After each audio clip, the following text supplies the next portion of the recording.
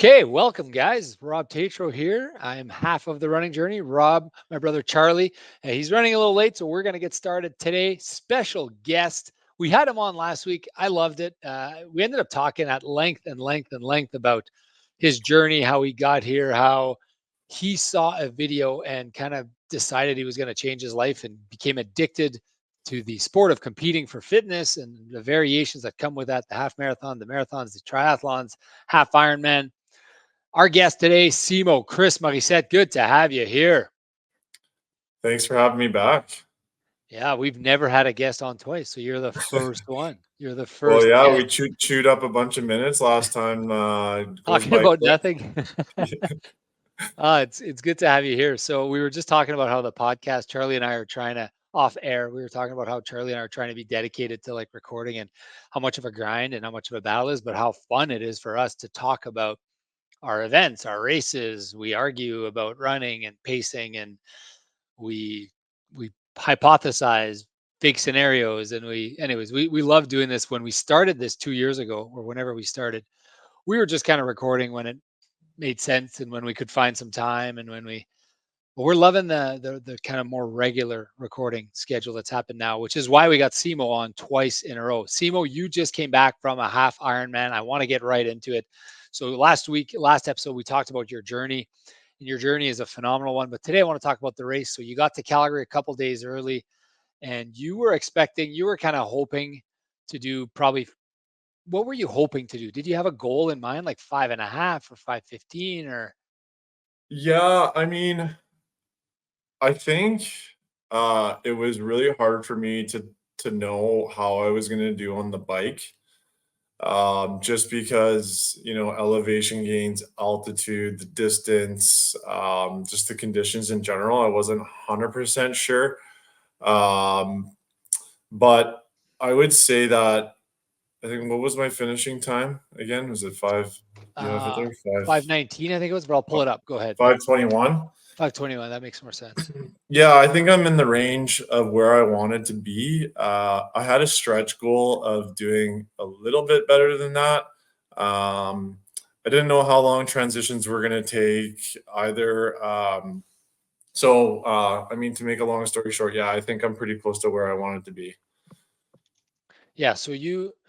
I mean, I remember when I did my first Ironman, I was able to do, a few hours at 30K, and I thought at 30K per hour, and I was like, okay, if I can do that for 8 hours, I had my loose goal of having a 6 hour bike. That was my loose goal. And I know Charlie now says that that's crazy and, that's not fast enough and whatever.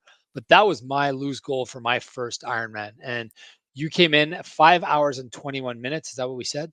Yeah. So Yeah, something like that. Yeah. your bike was 2:31, which is kind of a 5 hour bike, and you're in the elevation. So when I first saw this race, I was following you that day. Charlie and I were both following you. We were talking about you because we were at the cottage with Uncle Mo, and we're like, "Oh, Simo's having a day. Simo's having a day."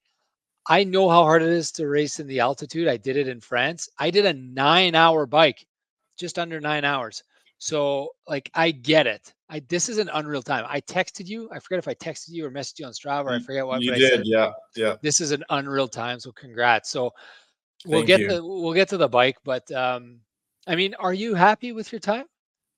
Yeah, I think originally, like, you always finish and you're like, did I leave it all out there? You kind of like you always want to do better. And you look at things a little bit negatively sometimes. But now that I'm back home, back from vacation, I've had a couple days where I've been able to reflect. And since then, I think and chatting with you guys has helped a lot offline, and just hearing from other people and helped me realize how much work it was and how far I've come, and that I did have a good time. So I think now that things have kind of settled in a little bit, I'm pretty happy. Like nobody does Ironmans, right? Nobody does half Ironman. You're in the elite few. And yes, you thought if I have a perfect day, I might be able to do this or I might do that, but that's not reality, right? Reality is you're Mhm. out there, you're dealing with emotions, you're dealing with injury, you're dealing with hydration and nutrition, and it you can never, I don't think you could leave a race going, that was an absolute perfect race and Yeah, I couldn't have shaved another second. No. And that's one yeah, of the reasons why I think we love the sport so much. yeah. Maybe, or maybe I should ask you that. Like you've done a couple triathlons now, you've done a, like I love the fact that I sit back and I'm like, oh my Mhm. God, if I would have just, did this instead of that or that, maybe I could have done better. And you're always trying to get better.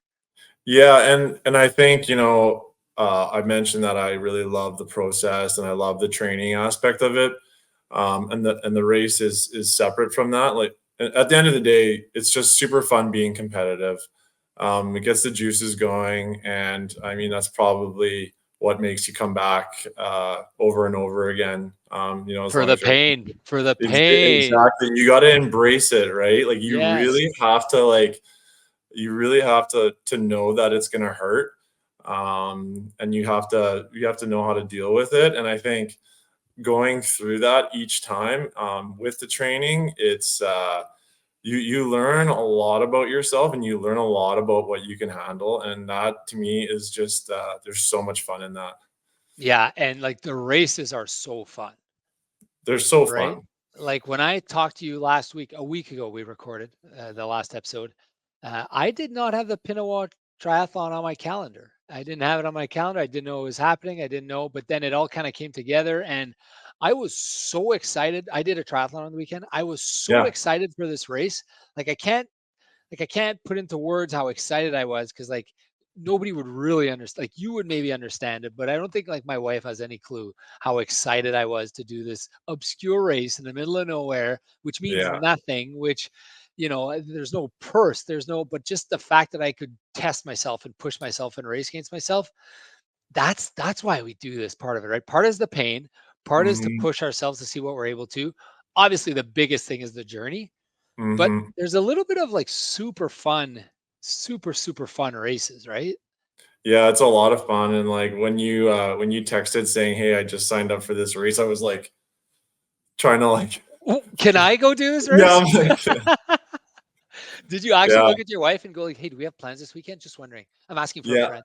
yeah, yeah, yeah. No reason. I just wanted to know what was going on tomorrow morning. How far is Pinawa? Googling Yeah. how far is Pinawa from my house? Can I make this work? But Babe, have you ever seen the suspension bridge in Pinawa? It's so nice. We should go check it out and maybe I'll do a race while we're there. yeah. All You the feel tricks like of the camping trade. tonight? We Yeah, got you got let's half an hour to pack. yeah, we're leaving now. Yeah, that was my. But I think I maybe told you this. I wasn't going to actually do this race.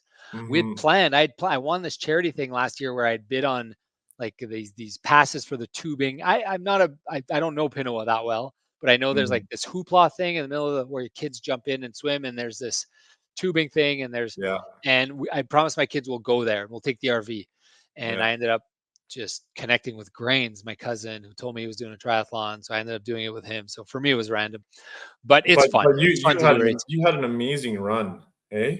I'm proud of my run. Yeah. Well, I mean, I look at your results here. So I don't know how you feel about your run, but like you, on a relative basis, you're pretty even, right? Because you finished 25th in the swim, 14th in the bike, and 15th in the run. So I don't know what you thought your For my age category, right? for your age Yeah, category. Yeah.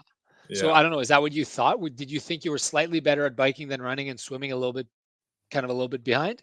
Because you're a strong Um, swimmer too, right? 25. That's very good. And you're like overall, you were 251st in swimming overall in the yeah, entire field. yeah, Did you yeah. So, surprise yourself there? um, yeah, maybe a little. I think I alluded to it in the last week that I was really proud of kind of how far I came mentally for the swim. Because as I said before, it's just been a few kind of challenges, maybe mentally, sometimes in the water. It's just there's a lot going on, especially when you don't have the experience. And I just like was slow and steady. You do a couple of these Oh yeah, around. around the I, buoys because it just gets like crazy bottleneck. Everyone's making the turn at the and then same time. you're worried that some guy or gal is coming 100 miles an hour and you're doing this and they're trying to take the corner on the buoy and they're going to swim on top 100%. of you. You're just like, I'm Yeah. just trying to get out of the way here, guys. Like, please nobody kill me. Like, Yeah, like I'd have people hit me and then they're like zigzagging like all over the place. And sometimes I'm like, how are you even keeping pace? But that was Charlie in St. Malo. yeah, grabbing onto my ankles in St. Malo. But yeah, no, it was the swim was like What was smooth the and steady. course? What was the course? Was it kind of pointing back? So I think it was a 7-person pulse start. Okay. So they line you up kind of like at the marathon where they have like the pace bunnies with the signs.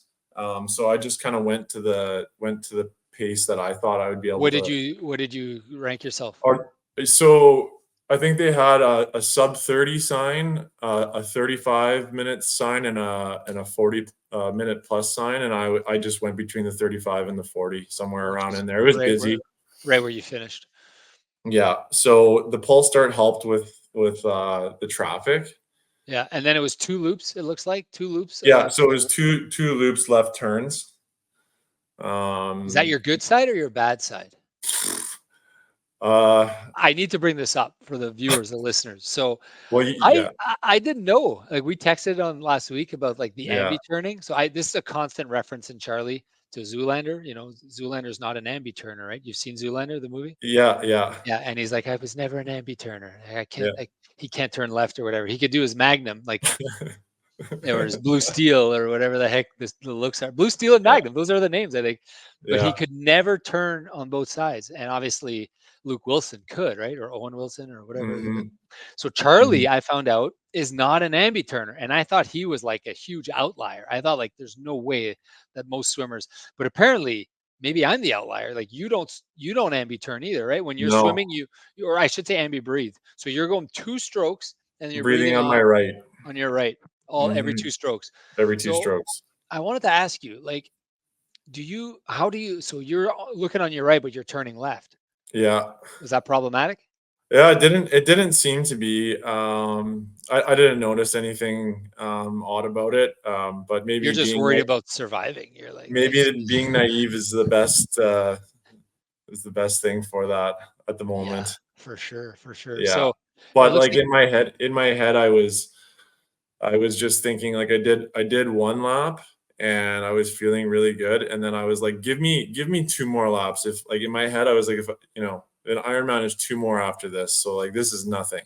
I could do this. Not that I've done an Ironman, but that was kinda my mentality, like, "Give me more."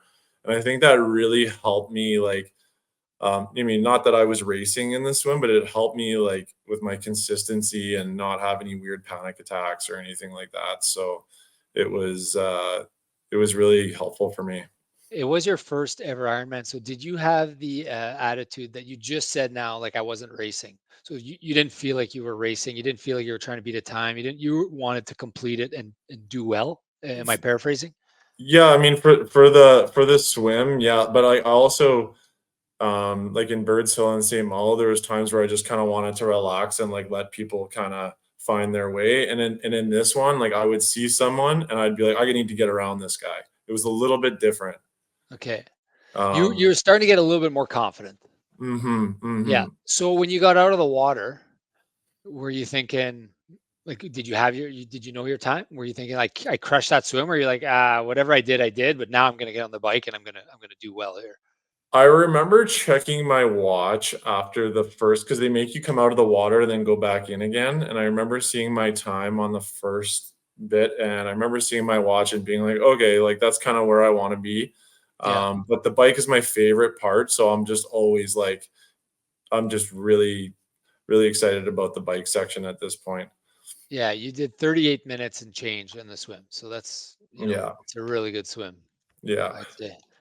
Yeah, and So I think my wife might have been, my wife Sonia, I think she was kinda yelling the times at me because oh, really? she had the app, so she in transition, she was, like, right there because I had my bike, like, right by the fence, and, she was letting me know where I was at, which is really helpful. I've never had my wife come to any of my races. She just I don't know if she doesn't care or she. And I I don't think hone while we're on this topic, like, without her, like, I don't know, I don't know if I could do it, like, she's been wow. there and, like, super helpful for me, and, like, anytime I need anything, she's right there, and it's just, like, it's so nice to have her there just for that support. I will say, I don't think you could be an Ironman athlete without an incredibly supportive spouse. Like that's Yeah, just, or not be married or be yeah, willing to, because there's a lot of compromise. So I do yeah, get that. So my wife is, I'm chirping her kind of intent on following the races and stuff, but she's yeah, incredibly supportive, obviously. yeah, Like yeah, my for wife, sure. my wife's awesome, but I can't see her like. Plus, we have 4 kids, so it'd be like Right. a little tough for her to like leave them and be like, "Oh, I'm gonna go scream out the times at Rob." But I did Yeah, meet your wife at right. I met her right at yeah, Birds Hill. I met her, Brazil, yeah, and she yeah, was like into it. She was telling me all about your progress, and it yeah, was it was great. She's definitely a strong supporter of yours. So it was good yeah, to have. You need someone like that, right? And it does. And in your mhm, case, it's your wife. But I would argue. So I have my wife supporting me a ton, but I have like mhm, Charlie to talk about runs with, and then I yeah, have like my parents keep coming to all my races, even though I'm in my mhm, 40s. Like they keep coming to all my races and supporting yeah, me, and they want to be a part of it. So I yeah, think same all with that's mine. important. Yeah, it is, and having that support, like, it's just it goes so far, and, you guys have talked about, stress-free training too, and, like, being able to train with, and have that support, knowing that, like, you have the time and you have the backup to be able to go out there and spend the time doing it, I think it just helps so much. Yeah, for sure. So you get out of the water, you're in 24th place, and you get on your bike, and I've seen you bike, so I know you're a strong biker. So how'd the bike go? You're in the mountains a little bit, right? Yeah, well, transition 1 was a bit of a disaster for me, I Okay, think yeah, that I'm trying to find your transition details here. Oh yeah, 8 minutes and 26 seconds. It's a little long. yeah, I'm not sure what happened there, 'cause I take a lot of pride in my transitions, but I, I don't know, like, so I feel like I got out on the bike at a decent time, but, I do kinda like that flying mount where I run like, I have my pedals already clipped in, or my shoes already clipped in, and I went to jump on the bike, and I started pedaling, like, with my feet on top of my shoes, do you know what I mean? Yeah. And as I was going, I had a really hard time getting my feet in my shoes, and I think it's because I forgot to, like, open Un up Open them up. open them Yeah. up as much as I made a few mistakes like that, Yeah, like that's a mistake that you're not gonna make again, right? Like it's no, kind of I'm not. inattentive. Yeah. There's a million things to do though on race morning, right? I Oh, get it. I forgot bike shoes, man. I forgot my bike shoes in Pinawa. Like oh, I get it. I get how you could forget some people are like, how could you possibly forget your bike shoes on a triathlon, Rob? And I'm like, yeah, well, there's a million things to remember, which is one of the things I dislike about this sport. Charlie yeah, talked about it last week. He's like, you have to be organized to be in this yeah, sport. I'm yeah, yeah. extremely organized, but kind of in a different sense. Mhm, mhm. It's one of those things you kinda have to embrace, like, you gotta slow it down a little bit and have a Yeah. checklist, I find, and Yeah. even take pictures and reference, like, I take a picture of everything on the ground and just, like, make sure I've got everything, because I don't know, I just don't want that stress, but, I had a uh list for my last triathlon. What do I have on my list here? This is what I wrote on my list. I wrote water, shoes, bike pressure, scratch. yeah, That's what I wrote on my list. can't forget the scratch. No wonder I forgot 90% of what I was supposed to bring. I didn't bring my belt. I forgot my gels. I forgot my shoes. I had my heart rate monitor. But yeah, no, I need a better list. I guarantee you, Charlie has a list of like 30 things and he doesn't forget anything. I Oh, guarantee yeah, you. my list is substantial. So even so, I pre-prepped my water bottles for my bike the night Okay. before, so I put, Tailwind in it, like 3 scoops in each bottle type thing, and, put it in the fridge.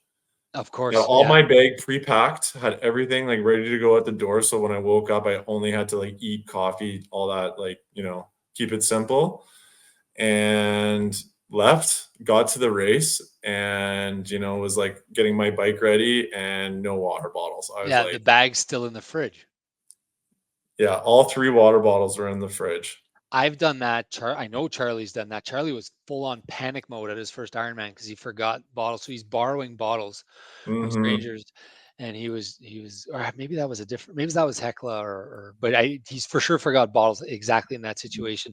So wait, I Yeah, want to ask you about your morning routine. Quick, go yeah. back. Sorry Sure, to go back sure. here, but I love this kind of stuff because Charlie and I have different morning routines.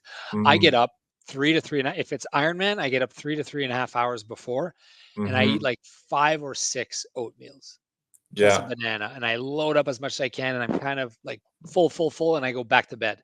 So I pre-cook it, I put it next to my thing, I crush it, set an alarm, set another alarm for later, and I just go back to bed. He's like, Really? "You're crazy. Like, I don't know how you do that."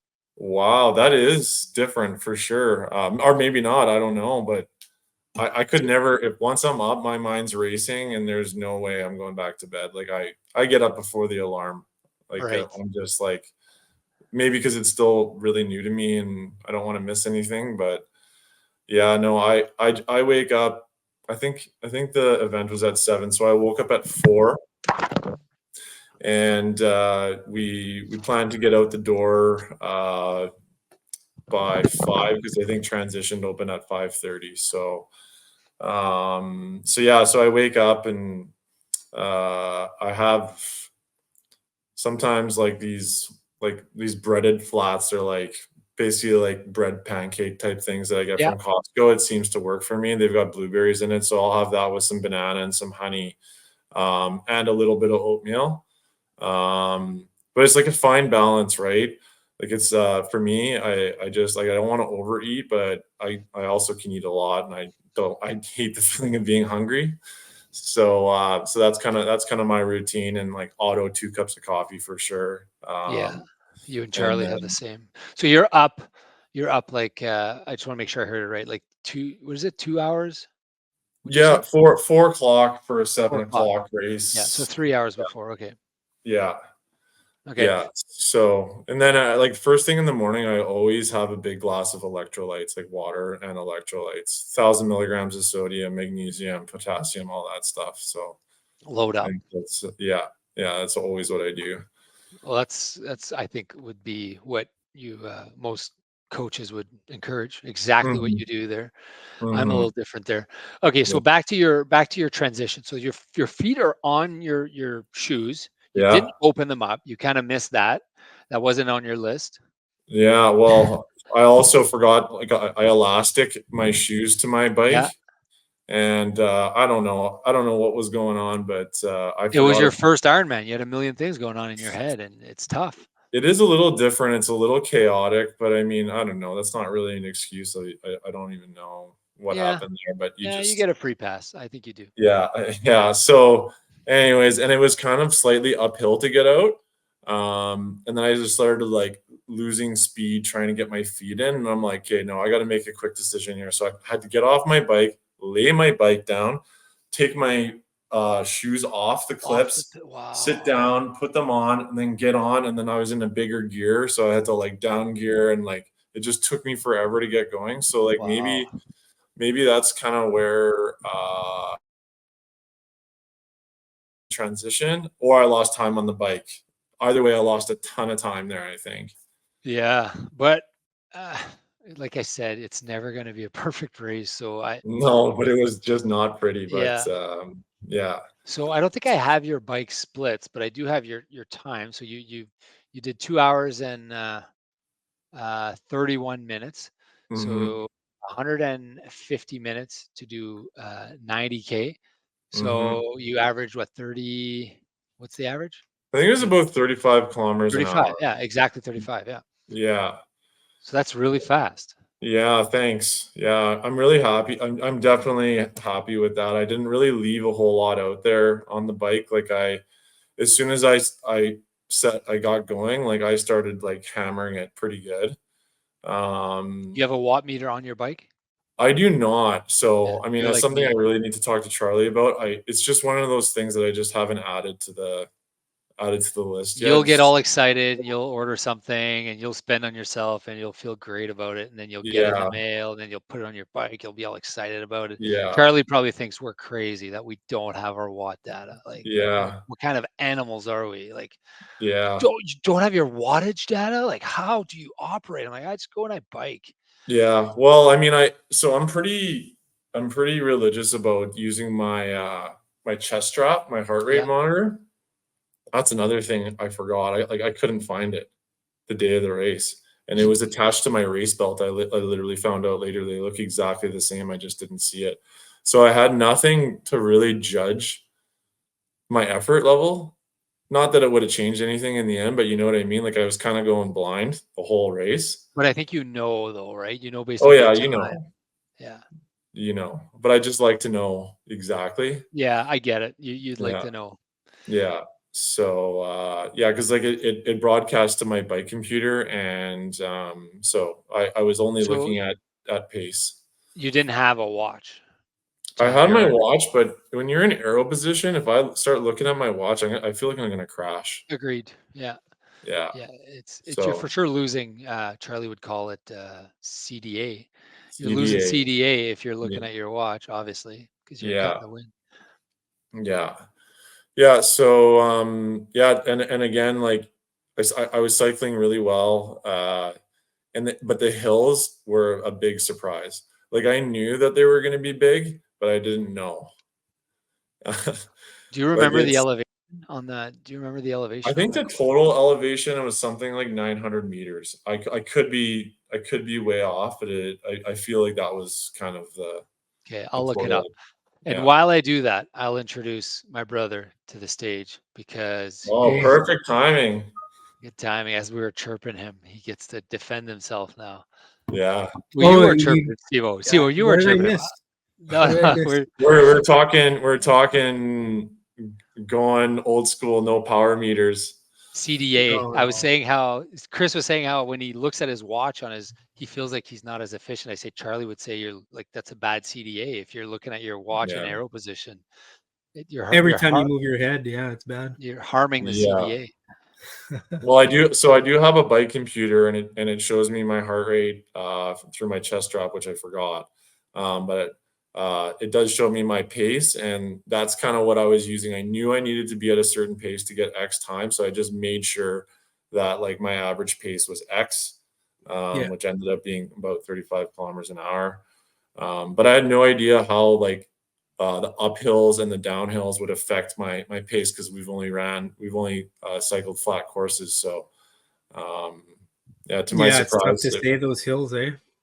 That's oh, why I got riding mountains fun. There's a couple hills, but I'm sure it's not like Calgary. So well, I did it. I did a ride out at Falcon and West Hawk, and there's a couple big hills there, but that's kind of what I thought Calgary was going to be like. But it was a different beast for sure. yeah, Yeah, but you had a really good time, 2:31. yeah. I Thanks. think when my coach did it, it was 2:37, so he beat him by 6 minutes. But Thanks. he Yeah, had like a 45-minute swim there, so yeah. or sorry, no, 25-minute swim. Oh, Yeah, okay. that's you're cooking in the water at that speed. Yeah, Yeah. Yeah, we went through his bike and I told him how thoroughly impressed I was with his bike and like 35 kilometers an hour in that course.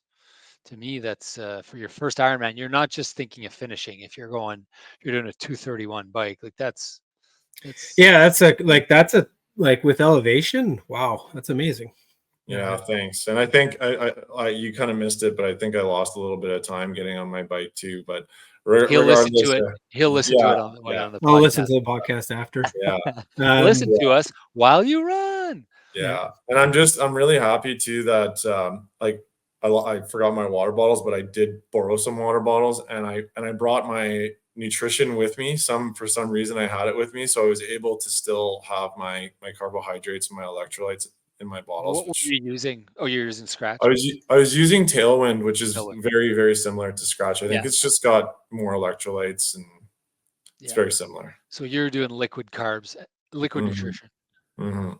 Okay, so your Yeah. T2 was pretty good, 3 minutes. Yeah, no, I felt good at T2. I came off the bike.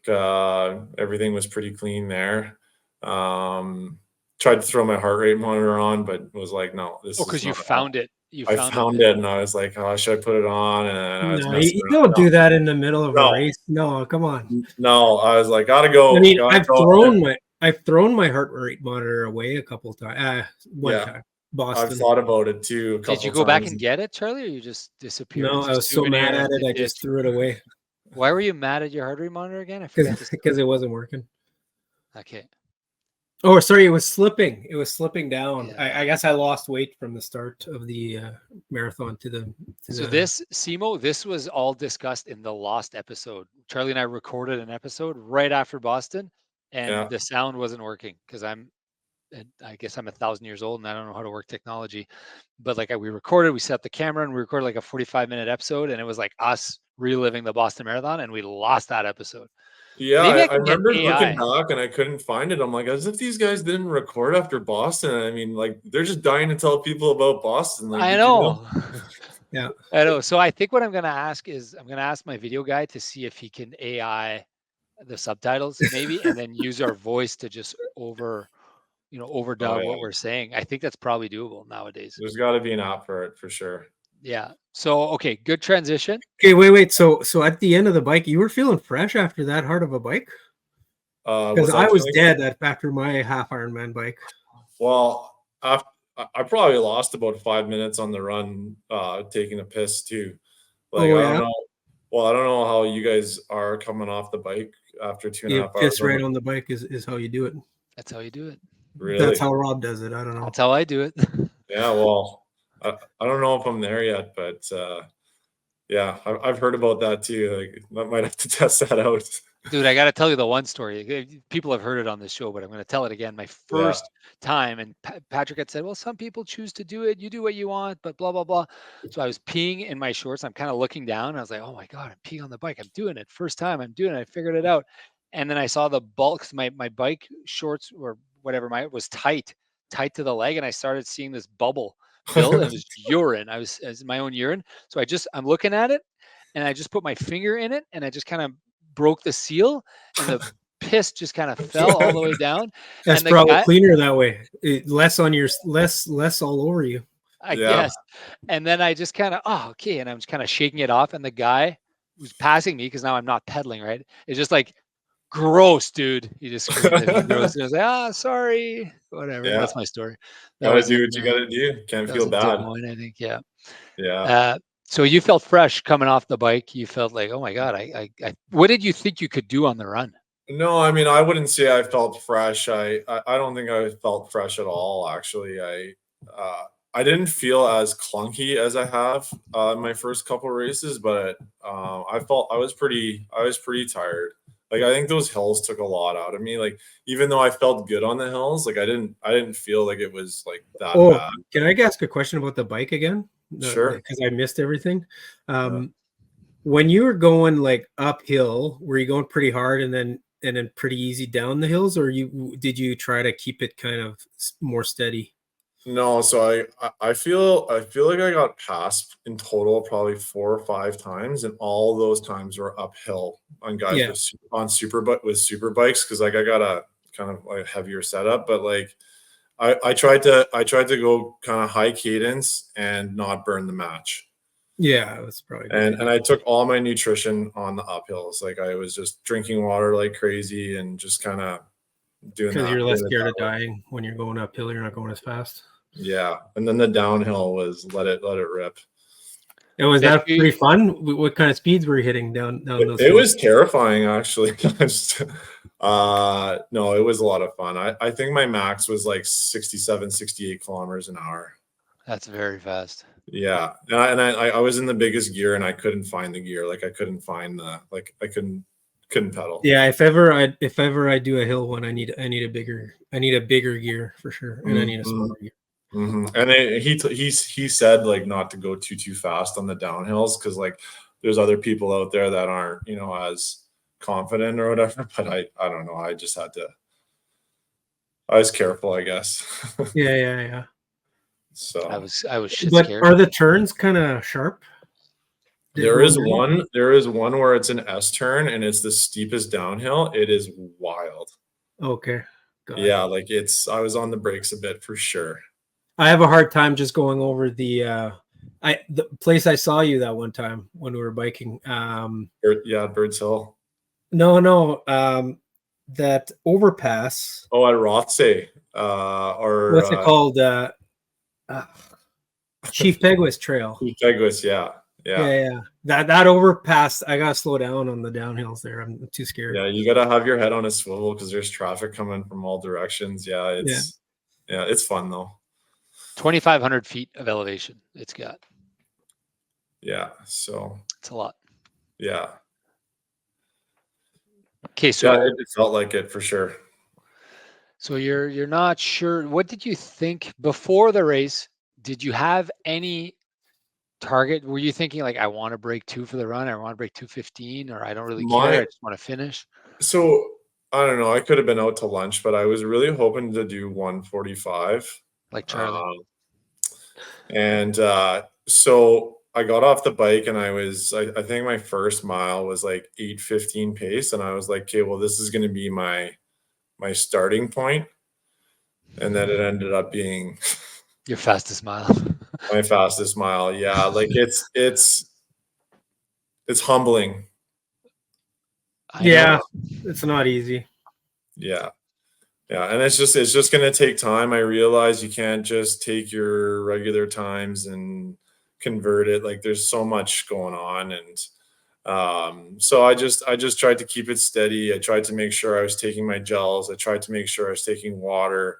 The electrolyte stations were super helpful, and it was kind of hot too. It was getting hot, and it was a really tough run, but I embraced it and settled in at it. I don't forget what the pace was, but it's like 8:45s or something like that, or 9. Is it 8:45s or 9 minutes? 9:10.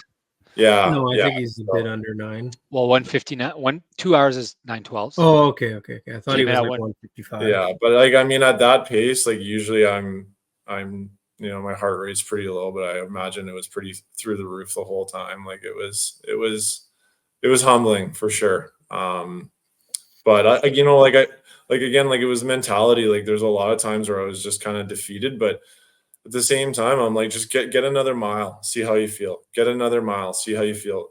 Make it to the turnaround, see how you feel. And then like eventually you just kind of start chipping away at it.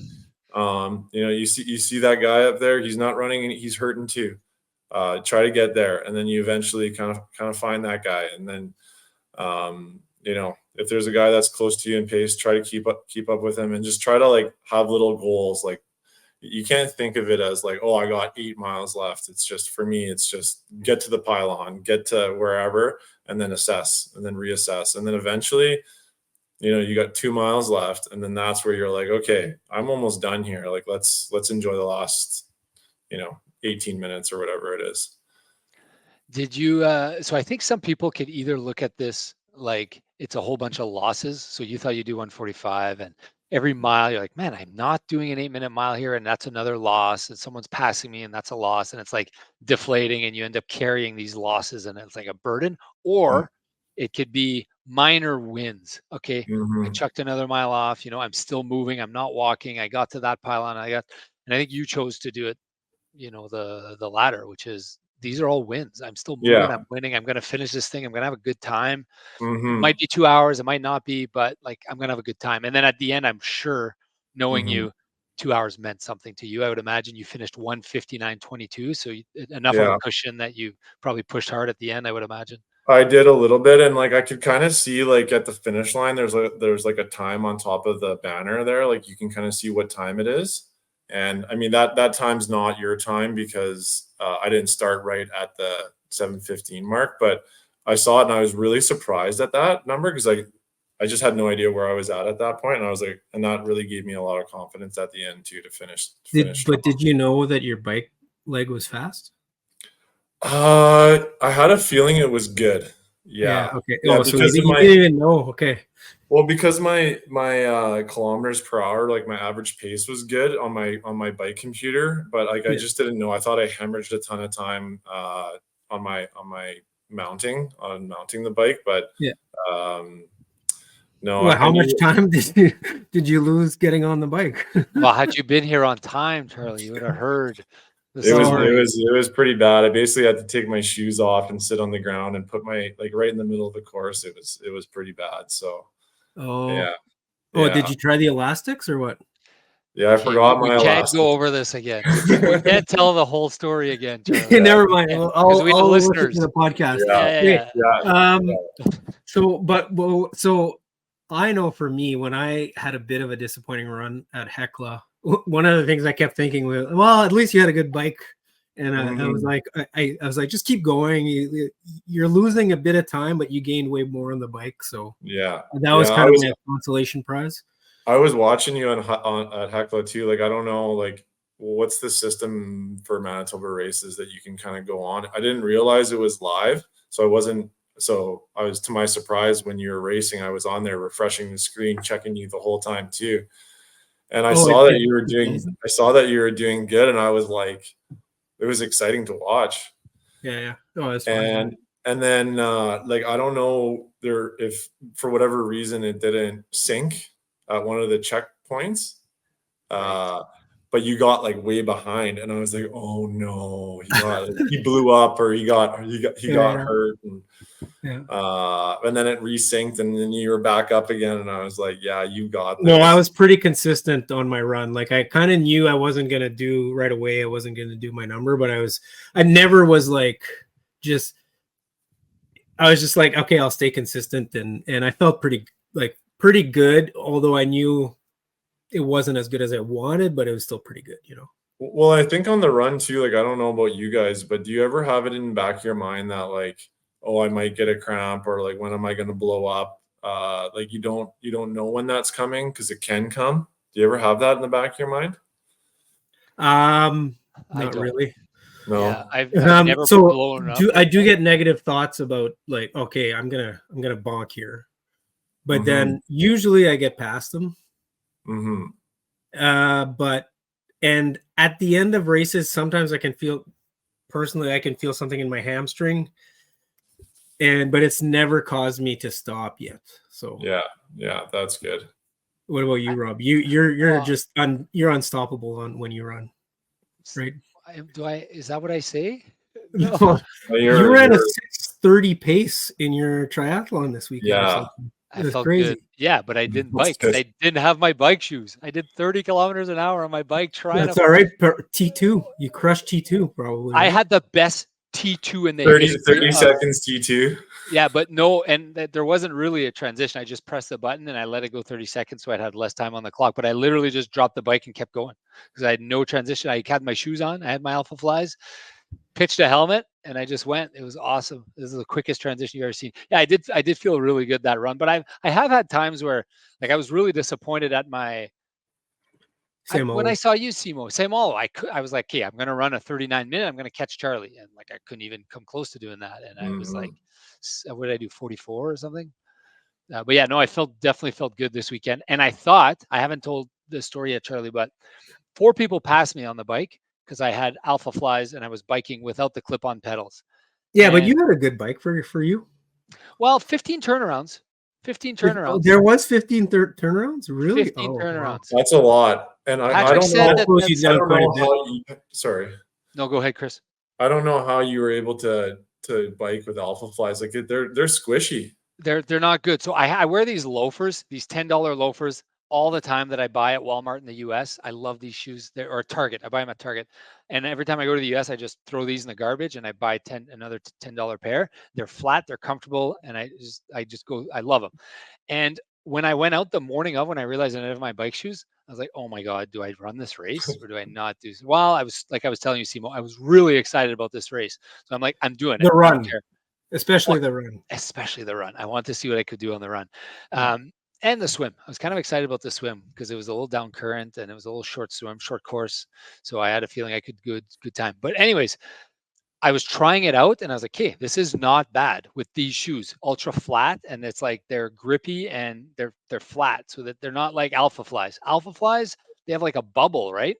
There's a little bubble underneath, and the spot where you need to press is springy and light on the backside. So with these shoes, I did like a kilometer that morning, and I was doing pretty good. But I was like, I'll just wear my Alpha Flies because then look how good my transition will be. Yeah. But I mean, I would have for sure saved a couple minutes, 3, 4, 5 minutes, and rather get out of my shoes. I should have worn these shoes. And you didn't shred your Alpha Flies on the bike? It's not great, but whatever. So 4 guys passed me on the bike, and I passed one in transition. I passed another one right away. Then I passed another one because I had such a fast transition. And then I couldn't see the other guy. So I was really barreling down. I thought he was like 5 minutes ahead of me, 6, 7 minutes ahead of me, because I came out of the water first in the swim. But I saw him pass me, and it was so many loops, so I knew where he was. And I was just like so confused because I was like, where is that guy? He's for sure ahead of me. And I was running 6:30s. So like pretty sure I didn't think he was running 6:30s. So I'm like, I'm going to catch him. I'm going to catch him. And I didn't see him at the turn, and I didn't see him. So I kept pushing my pace and trying to get faster and faster. And then I finished, and I'm like, second place, I guess. Like, man, I can't believe that guy. What did he run? Like, and then, oh, congratulations, you won. And I was like, what about the other guy? And then she's like, there's no one else. Well, there's one guy who pulled out because he got a flat. So the guy, I guess I didn't know. He pulled out, I don't know where, somewhere, because he got a flat. So he passed me, but I guess I didn't pass him back. He just pulled out of the race. Oh, really? So in a way, it was beneficial for me because it was like motivation to keep going and to keep pushing because if I would have been like, because I was miles ahead of the second place guy. Yeah. But I was kept motoring because plus I wanted to do a good time. I wanted to do a good time on the run. Rob, just gonna go back to Simo's question about maybe like kind of feeling that you're gonna, the wheels are gonna drop off on the run. I think me and you have a lot of experience, multiple races, and we're kind of good at feeling our body and pacing. I think that's kind of where we just slow down early instead of slowing down late if we know we don't have it. So I don't know. This might be really cocky, but I feel like 2 minutes in, 5 minutes in, I could pretty much guess what my 10K time will be within a minute. Like I knew in St. Malo I knew it wasn't going to be good. I didn't know how bad it was going to be. I knew in Birds Hill it was going to be really close to 41. I knew this time it was going to be 4-minute Ks. But in there's been races like Boston, I just completely fell apart, completely collapsed. So, yeah, but you kind of knew you said I'll just go for it, and if I don't have it, you kind of knew that you probably couldn't sustain it at the beginning. But like for me, I try not to leave anything to chance. So like I try to make sure that I've got my nutrition. I've had the electrolytes the night before. I've had the electrolytes the morning of, all that stuff. Salt, even the salt tablets I carry with me sometimes. Like I really want to just not take any chances with that kind of stuff. Do whatever I can do in my control to make sure that doesn't happen. And I don't think it has yet, but yeah, I mean, the first 70.3, I was in uncharted waters there. I just wasn't sure. You finished 15th overall in the race, 15th in the run. So you feel like you probably didn't do a good run, right? You finished 15th, like you finished. That was one of your better disciplines, right? That advice. Yeah, like that was an amazing time. It's a good time, hour 59. And I don't need to pump your tires here, Simo. I've already pumped your tires, but I want people who are listening here to understand that you're not going to do a $1:35 at the end of a half Ironman, unless you do like me and you take it easy on the bike, just so that you can get a better time. Slow pedal. That is the thing. I don't have a feel for if I would have, took it a little easier on the bike, if I would have had a better run. Like I don't know where that sweet spot is. No, you did what is right. I'm in the same boat, Simo, too. I haven't discovered that. So once or twice, I think I went too easy on the bike, and then I'm like, okay, I'm just gonna go hard because it doesn't affect. And then I think the last time I maybe went a little too hard, and then so it's. But I think like you said, I think in your race recap, you said like the last 3-4 kilometers, you kind of mentally kind of take it easy on the way into transition. Is that accurate? Just to kind of you used to do that, right? I didn't do that this year. I didn't do that this year, but I did that last year, and my run went better. You used to do that. So, just to get the heart around it a little lower, right? When you start the run. yeah, I did that last year and my run was way better. So maybe that's what I should have done. Mm-hmm. Mm-hmm. I think there's something to be said for at least your last 30 seconds or your last minute or your last 2 minutes. Not Well, having usually to you have to slow down anyways. You take your shoes off. So I figured out how to take my shoes off while I'm doing it. So that's a 30-second. Did you do that, Chris? I did it. Yeah, that part was clean for me. I've done that ever since the first triathlon. I was able to do that. I'm the incompetent one here. Yeah, we're old, Rob. We're old. It's hard for us. We're old. Learn new things. It's tough. Learn new things. Yeah. You know what? You don't have to worry about that shit if you don't bring bike shoes. It's way easier. Way easier without bike shoes. I wonder if you could just put in like a metal insert or something on your Alpha Flies. Okay, after the race, I was talking to these two guys who are going to World Championships that I'm going to the sprint guys. They're doing sprint. Imagine duathlon too, though, right? And they said that there are some races, shorter distance races, sprint and lower, where their coaches have a different set of shoes and they do the whole thing with the same set of shoes. I would imagine in a sprint, like you save a minute in transition. You're not going to gain a minute by having shoes. I would imagine. Yeah, in the sprint they don't use aero bars in the sprint. I don't think either. No, but I mean just the pedals, the clicking into the pedals. Like I don't know. It for sure I lost 32, 31, 32, so 4 or 5 minutes. I'd say 3-4 minutes. I don't know, something. Mm-hmm. Anyway, so you're doing your run. I think, Charlie, you at this point again, I want to bring it up again because you brought it and Seymour, you brought it. I think you realize pretty early that you're going to give it what you can, but then that goal becomes important to you, and it was important to you, and you did it. At the end, you battled, you got it done. So 5 hours, 21 minutes, and 15 seconds for your first 5 hours, 20 minutes. It's a great time. Yeah, thank you. 2000. What did you get? You got a ton of points. Did you track this points thing? I saw that I had points, but I don't know what it means. Do you know what it means? Yeah, because I had to Google it. So every time you complete a race, it's per minute behind the leaders in your age category. And half Ironman are worth half of Ironman, and it takes 3 races per year. Yeah. And it calculates those points, and it rates you in the Ironman. What is it called again, Charlie? World Championships? No, not World Championships.